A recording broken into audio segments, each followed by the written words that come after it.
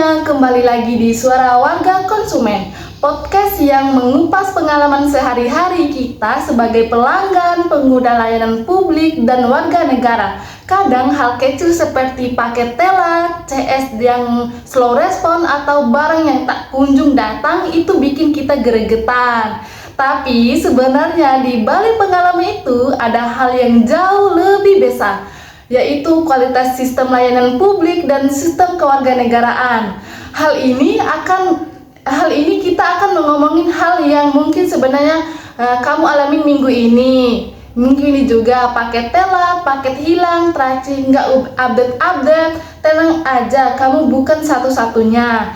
Dan lebih menarik lagi, kita akan menghubungkan pengalaman kecil itu dengan krisis layanan logistik nasional yang terjadi sekitar 2022 sampai 2025. Ketika beberapa perusahaan ekspedisi besar sampai kelopas menahan lonjakan paket menimbulkan kerugian besar bagi masyarakat dan UMKM. Hari ini saya ditemani narasumber yang sangat familiar dengan isu konsumen, layanan publik dan riset logistik, yaitu Kak Caca. Halo Kak. Halo, terima kasih sudah mengundang saya. Topik hari ini penting banget karena logistik sekarang bukan sekedar urusan orang bisnis, tapi sudah menjadi bagian dari hidup kita sehari-hari. Kita nggak mungkin satu hari itu kita nggak ada paket. Pastinya anak muda sekarang kan sering ya pesen-pesen paket, terus apalagi dia belanja waktu tanggal kembar yang biasa di Shopee itu 11, 22 dan seterusnya. Bener banget Kak, hampir semua aktivitas sekarang punya kaitannya dengan logistik. Dari belanja online, kirim dokumen, kita kirim hadiah ulang tahun, sampai UMKM yang mengantungkan hidup pada layanan pengiriman. Jadi, pembahasan kita hari ini akan membuka banyak wawasan. Oke, kita mulai dari yang paling sederhana. Misal, pendengar yang pesan menggantungkan kunci atau skincare, tapi paketnya telat sampai 6 hari. Tracing bukan muter dari Cikarang ke Bekasi, ke Jakarta lalu kembali ke Bekasi lagi. Kadang bikin kita mikir, ini paket keliling Indonesia dulu baru sampai rumah.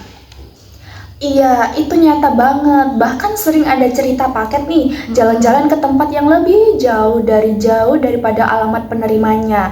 Biasanya sering kayak, oh maaf, ini alamatnya ternyata salah gini. Tapi di jalan ada kesalahan ini kak, waktu packing dan lain-lainnya.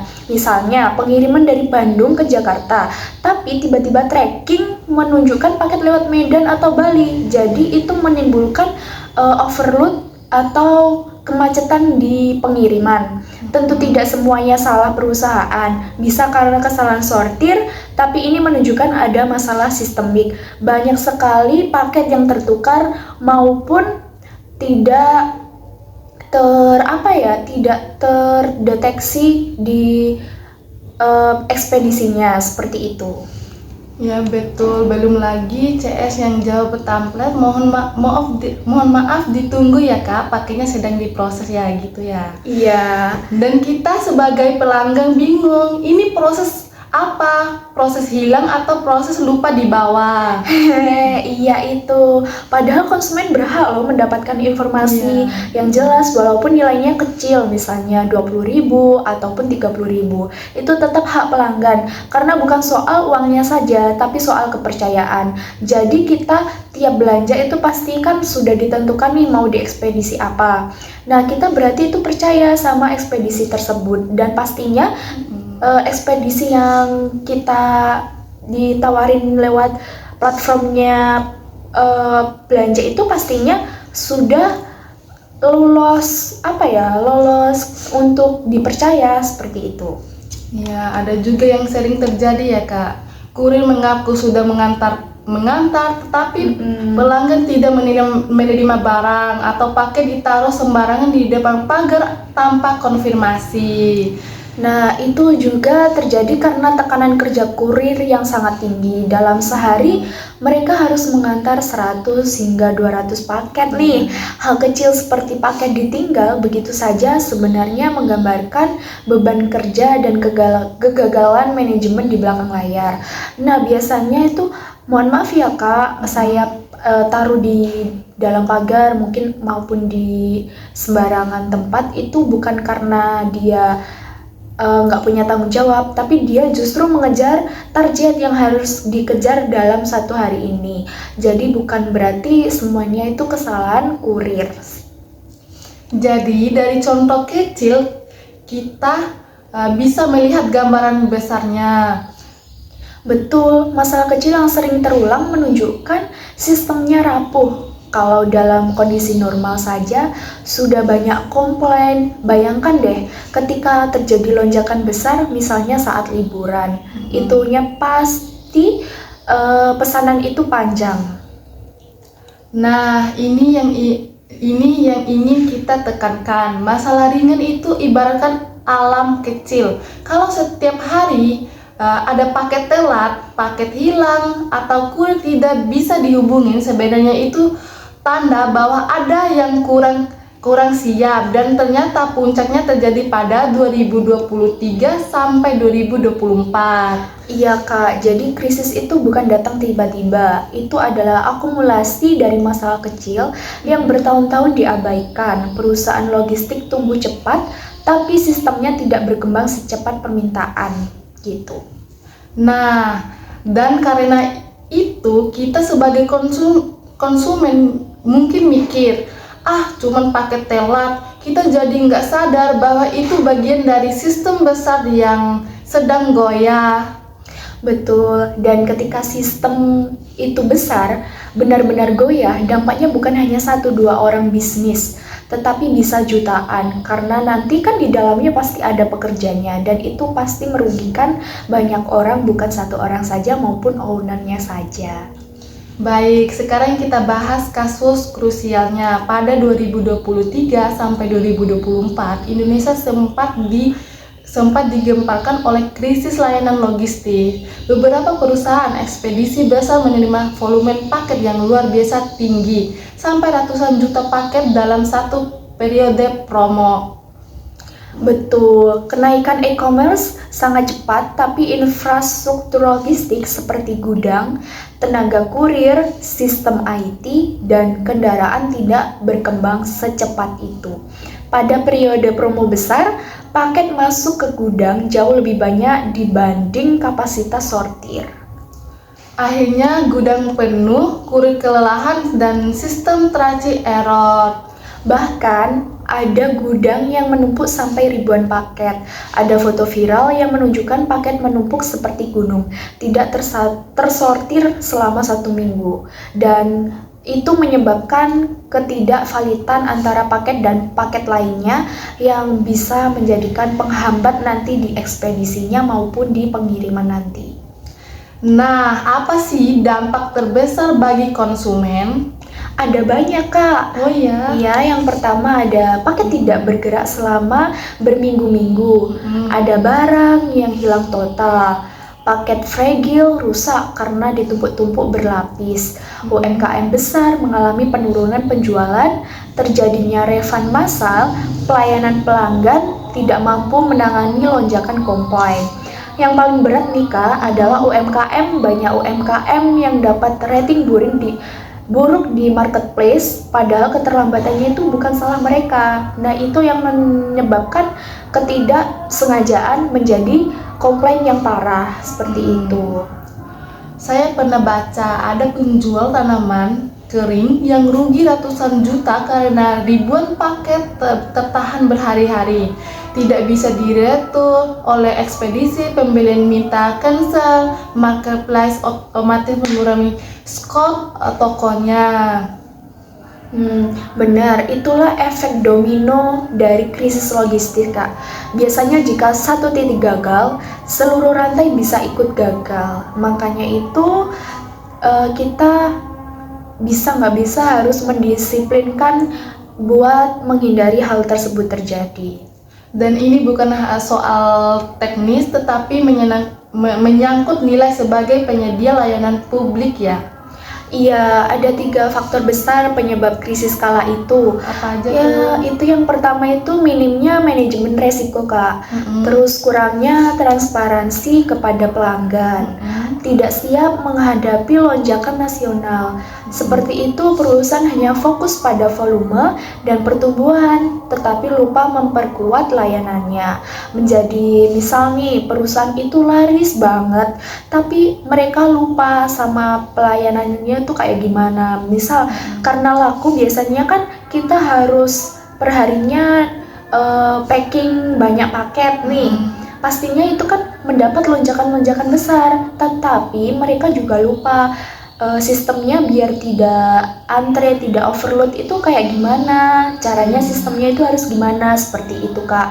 Jadi kita sebagai pelayanan yang bisa bisa memantapkan konsumen itu harus pinter-pinter sih bagaimana pelayanannya itu harus dibuat gitu. Yang membuat tambah parah adalah komunikasi ke pelanggan. Banyak yang hanya dapat chatbot atau jawaban template. Iya, dalam situasi krisis nih Kak, pastinya pada saat terjadi error maupun jaringan kayak gimana itu, transparansi harus menjadi prioritas. Jika gudang penuh, katakan. Jika sistem tracking error, katakan. Jadi kita apa adanya, pelanggan akan lebih menerima kebenaran daripada ketidakpastian. Setuju. Karena apa? Karena ketidakpastian itu membuat frustasi. Kok paket-paket ini nggak datang ya? Kok paket-paket ini cuma muter-muter di sini, titiknya kok di sini aja, kayak gitu. Jadi kalau kita rangkum, masalah kecil seperti paket telat itu sebenarnya tanda-tanda awal dari masalah besar. Iya, sistem yang sehat mampu mengatasi masalah kecil.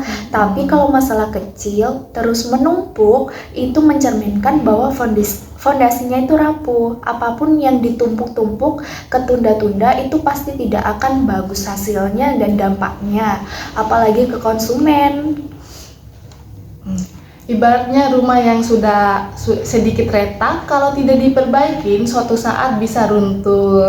Tepat, semakin sering keluhan kecil muncul, semakin besar peluang terjadinya krisis, Kak. Iya. Mari kita lihat dari sisi kewarganegaraan. Apa hubungan logistik dengan nilai-nilai warga negara? Banyak sekali, logistik merupakan layanan publik yang berdampak pada hak warga negara.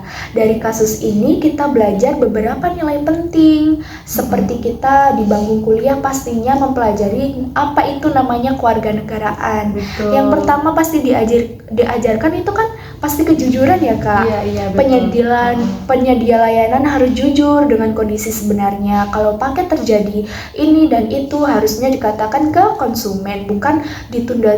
Maaf Betul ya Kak, sekali. kayak seperti itu. Iya. Jangan memberi tracking palsu atau status on the way jika paket itu belum bergerak. Misal kalau memang paket itu masih tertunda di titik ini, berarti ya udah di titik ini bilangnya. Jangan lagi OTW Kak, jangan seperti itu.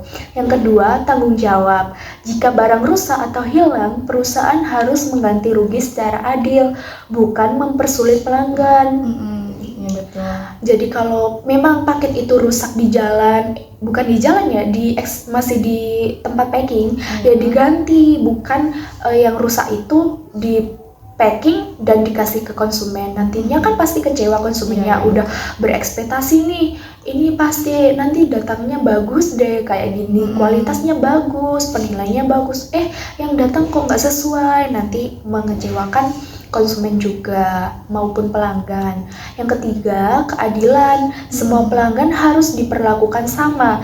Jangan hanya pelanggan besar yang diberi prioritas. Betul. Jadi siapapun pelanggannya, misal mau tanya-tanya soalnya belum tahu ya barangnya, juga belum pernah beli. Oh ini Kak, ini kelengkapnya isinya apa aja, misal kayak gitu. Ya kita jawab sesuai realitanya ya. Isinya apa aja, paket apa aja, seperti itu. Yang keempat, transparansi. Masyarakat itu berhak tahu jika terjadi masalah. Transparansi membuat kepercayaan publik itu terjaga. Jadi kalau misalnya masalah yang ada di tokonya itu memang ada kendala, ya bilang ke pelanggannya. Jadi yang seperti poin pertama tadi, kepercayaan maupun kejujuran. Betul Yang sekali, kelima, hak untuk didengar. Pelanggan berhak melapor dan mendapat tindak lanjut, bukan sekedar jawaban bot. Biasanya kita, Kak, ini paketnya gimana ya? Biasanya kan kita cuma terjawab dari jawaban template yang biasa disebut dengan pesan otomatis. Yang keenam, kepedulian sosial. Kita sebagai konsumen juga harus paham kondisi kurir. Mereka sering bekerja dengan beban berat. Jadi kita jangan salahin kurir, kok paketnya lama, datangnya gini-gini. Jangan seperti itu. Itu Betul menyebabkan beban yang ditambahkan di kurir itu menambah semakin banyak karena komplain kita. Padahal bukan sepenuhnya salah mereka juga. Jadi, nilai kewarganegaraan itu bukan hanya berlaku di ranah pemerintah, tetapi juga di ranah layanan publik dan bisnis. Benar, dalam era digital ini, batas antara layanan publik dan layanan privat semakin tipis, Kak. Semua layanan yang mempengaruhi kehidupan warga harus dikelola secara bertanggung jawab. Karena jika tidak bertanggung jawab, negara ini juga akan rusak seperti itu. Sekarang kita bahas peran pemerintah dulu. Apa yang harus dilakukan pemerintah dalam keadaan seperti ini?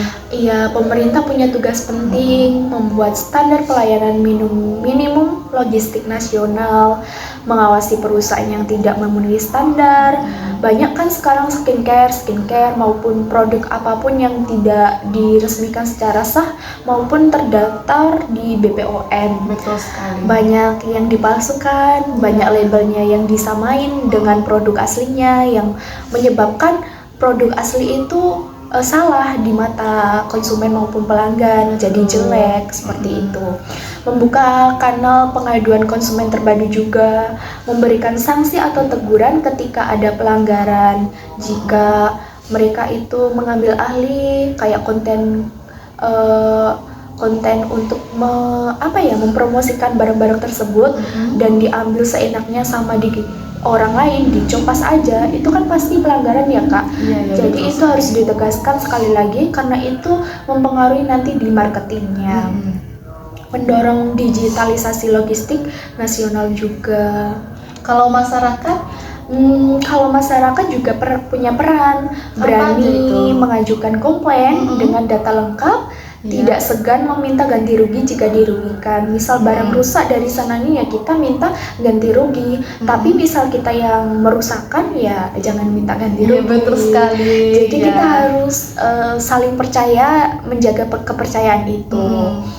Dan mendukung UMKM yang berdampak, memilih layanan terbaik agar perusahaan tidak seenaknya, Kak. Betul sekali, teman-teman. Agar krisis tidak terulang, apa sih solusinya, Kak? Solusinya jangka panjangnya itu banyak, Kak. Yang Iya.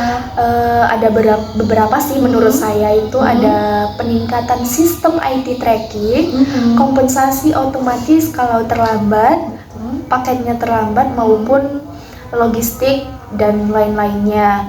Pembangunan gudang regional baru, standarisasi pelatihan kurir, integrasi sistem logistik pemerintah dan swasta, edukasi konsumen agar memahami haknya. Oke, lanjut. Apa krisis logistik ini bisa terjadi lagi di masa depan? Kalau melihat pola dan masalah yang terjadi beberapa tahun terakhir, apa krisis logistik ini seperti ini bisa terulang lagi? Secara realistis sih jawabannya bisa, bahkan sangat mungkin. Kenapa? Karena perilaku digital masyarakat terus berkembang cepat, sementara kesiapan infrastruktur tidak selalu sejalan. Nah, pertumbuhan e-commerce tidak pernah turun. Setiap tahun pengguna naik, jumlah transaksi naik, tetapi kapasitas fisik gudang, armada SDM dan tidak tumbuh secepat itu. Selanjutnya, perubahan perilaku konsumen makin menuntut kecepatan. Sekarang banyak konsumen mengharapkan pengiriman 1 hari yang cepat-cepat aja.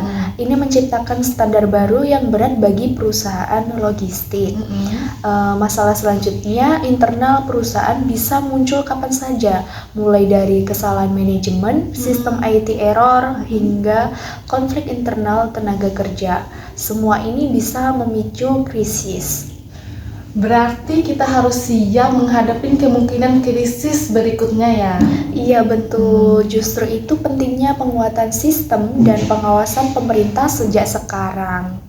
Apa yang sulit dibenahi dalam sistem logistik Indonesia? Apa sebenarnya bagian tersulit untuk dibenahi dari sistem logistik kita? Bagian tersulit justru ada di integrasi, menyatukan koordinasi antar cabang, antar perusahaan, dan antar level pemerintahan. Yang pastinya agar tidak terjadi miskom. Selanjutnya, standarisasi data atau tracking. Setiap perusahaan punya sistem tracking sendiri-sendiri. Jadi tidak ada standar nasional. Akibatnya kalau ada masalah di satu titik, informasi jadi tidak sinkron. Betul sekali. Distribusi wilayah Indonesia sangat menantang.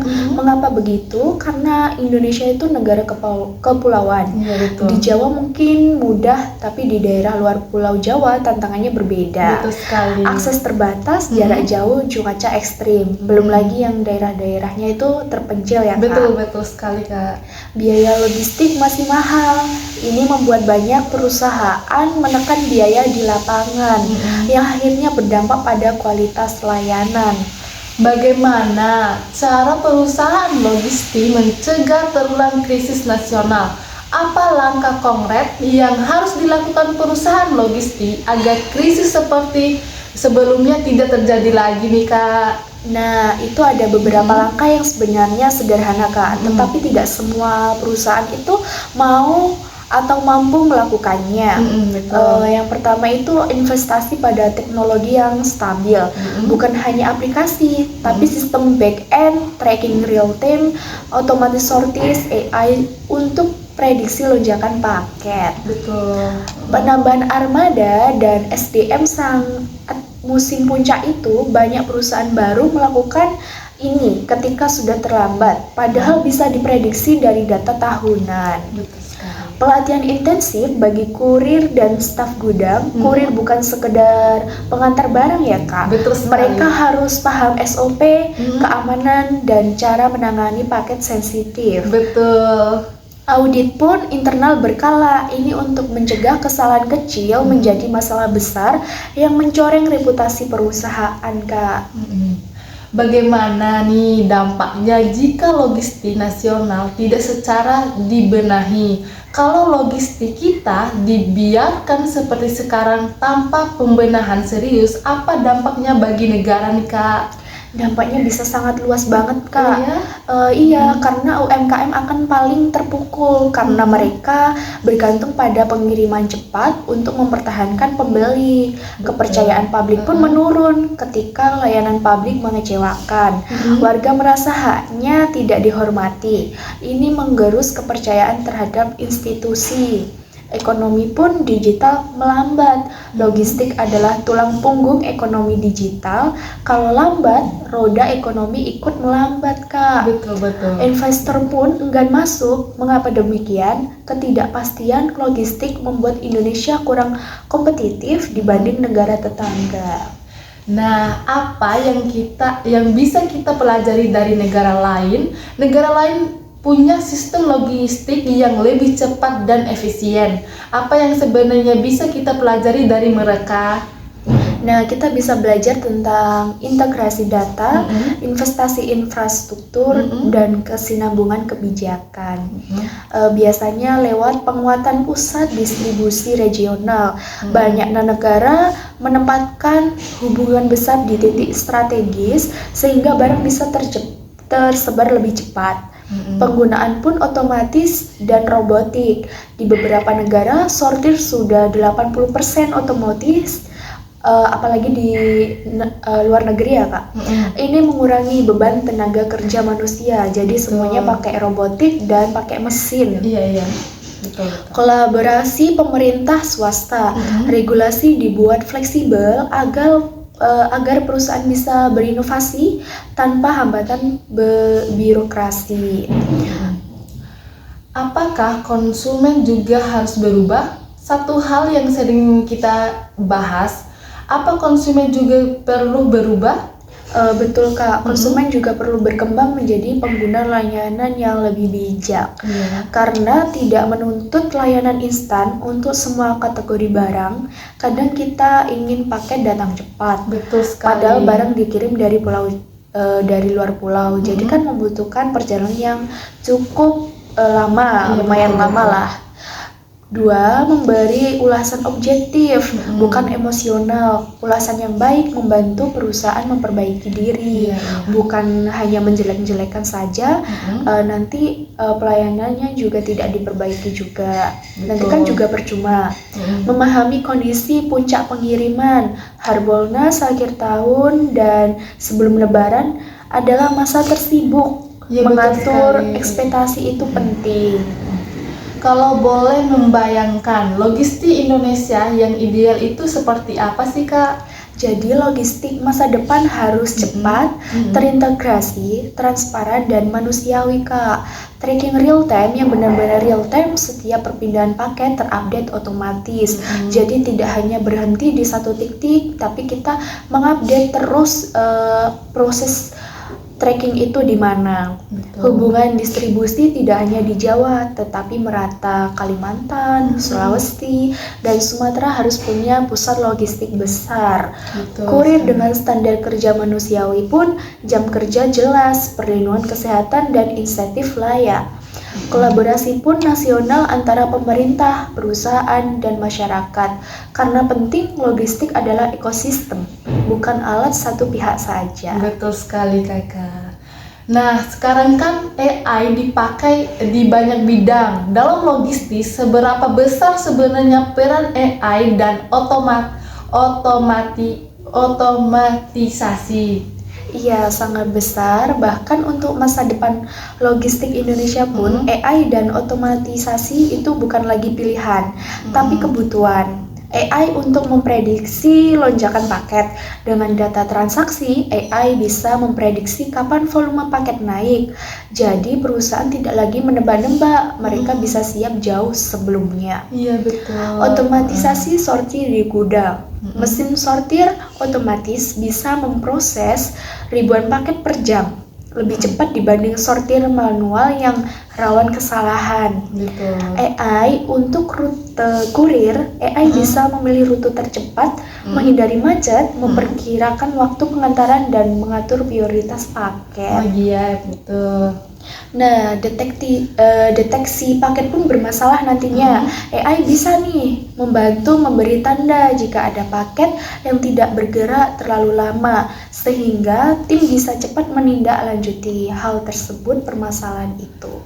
Baik, kalau kita punya semua itu, krisis besar bisa lebih mudah dicegahkan ya Kak? Iya betul, sistemnya lebih cerdas dan responsif pastinya. Ya. Kenapa banyak perusahaan logistik kesulitan memberikan informasi transparan kepada pelanggan? Kita sering dapat status tracing yang membingungkan. Kenapa sih sulit sekali memberikan informasi yang sangat jelas gitu ya Kak? Ini ada beberapa alasan. Ini bukan sekedar perusahaan malas, tapi ada masalah struktural nih Kak. Tracking real time itu mahal, setiap paket harus dipindai di setiap titik. Kalau gagal scan sekali saja, status langsung tidak akurat.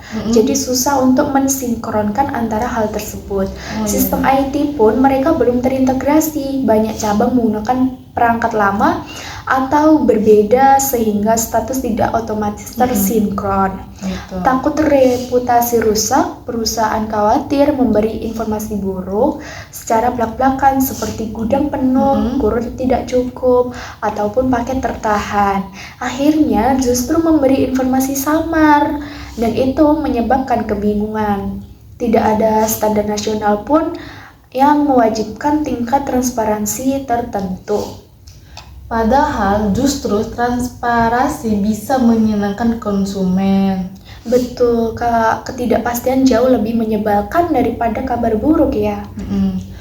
Mengapa kurir sering menjadi pihak yang disalahkan? Seringkali kalau paket telat atau rusak, kurir yang kena marah. Kenapa posisi kurir itu selalu jadi sasarannya, Kak? Menurut saya itu karena mereka adalah pihak yang terlibat oleh konsumen. Padahal masalahnya biasanya di sistem, Kak. Betul. Kurir berada di ujung rantai logistik, kadang paket kacau di gudang, konsumen baru sadar. Kurir yang datang belakangan.